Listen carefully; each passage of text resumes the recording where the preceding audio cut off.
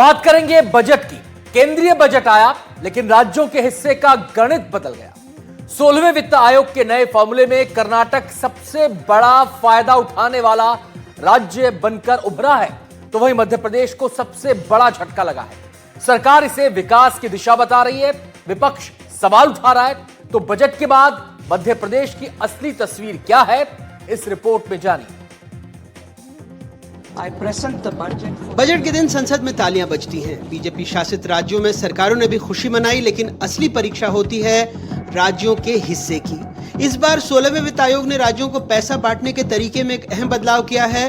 अब सिर्फ ये नहीं देखा गया कि कौन सा राज्य कितना पिछड़ा है या कहां ज्यादा जरूरत है, बल्कि ये भी देखा गया कि कौन सा राज्य अपनी अर्थव्यवस्था और संसाधनों का इस्तेमाल कितनी कुशलता से कर रहा है, यानी इकोनॉमिक इफिशिएंसी।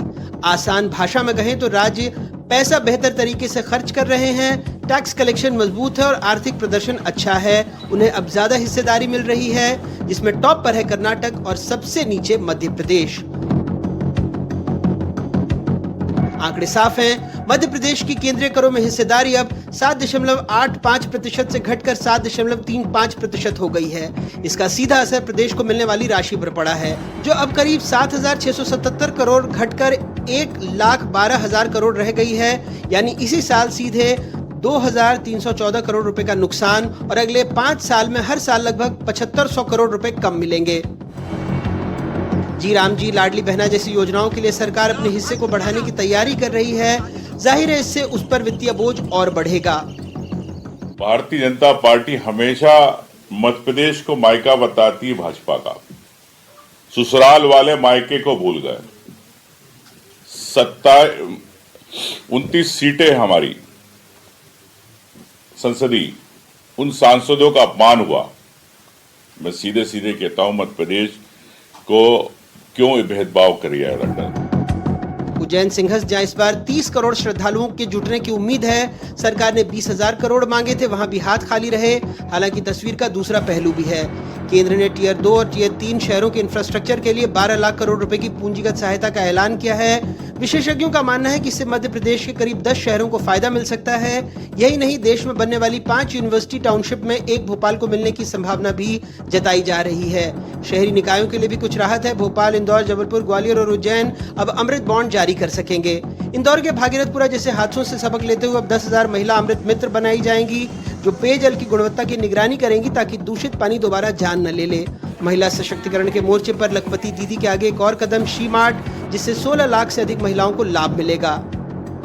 निश्चित रूप से बहुत ही महत्वपूर्ण बिंदुओं पर उन्होंने ध्यान दिया है, जैसे कि गंभीर बीमारियों का सीमा शुल्क जो कम किया है, वो बहुत बड़ा काम गरीब लोगों के लिए किया है। और भी किसानों के लिए, महिलाओं के लिए, युवाओं के लिए अनेक काम, जैसे 20 राष्ट्रीय जल मार्ग नए शुरू होंगे, ये बहुत बड़ा काम ये भी होगा। और ऐसे अनेक काम उन्होंने सभी क्षेत्रों में, चाहे शिक्षा के क्षेत्र में हो, चिकित्सा के क्षेत्र में हो, आयुर्वेदिक की दृष्टि से हो, सभी दृष्टि से। तो तस्वीर साफ है। बजट में योजनाएं हैं, सेक्टर हैं, संभावनाएं हैं, लेकिन मध्य प्रदेश की सबसे जरूरी जरूरतें, सिंहस्थ पैकेज, जल जीवन मिशन का बकाया, कर्ज राहत और फंड फ्लो की गारंटी, इन पर अभी इंतजार है। यानी सरकारी तारीफ भी है और आर्थिक सवाल भी। ये मध्य प्रदेश में डॉक्टर मोहन यादव सरकार की उपलब्धियों का पोस्टर है। इसे देखकर ऐसा लगा कि शायद वित्त आयोग भी इससे प्रभावित होगा और मध्य प्रदेश में जो केंद्रीय करों का हिस्सा आता है वो बढ़ेगा। लेकिन हुआ इसकी ठीक उलट। मध्य प्रदेश केंद्रीय करों से होने वाली प्राप्तियों में सबसे निचली पायदान पर पहुंच गया और इसका सबसे बड़ा असर इन योजनाओं को चलाते रहने पर ही पड़ने वाला है। भोपाल से अपने कैमरे सहयोगी रिजवान खान के साथ अनुराग द्वारी, NDTV।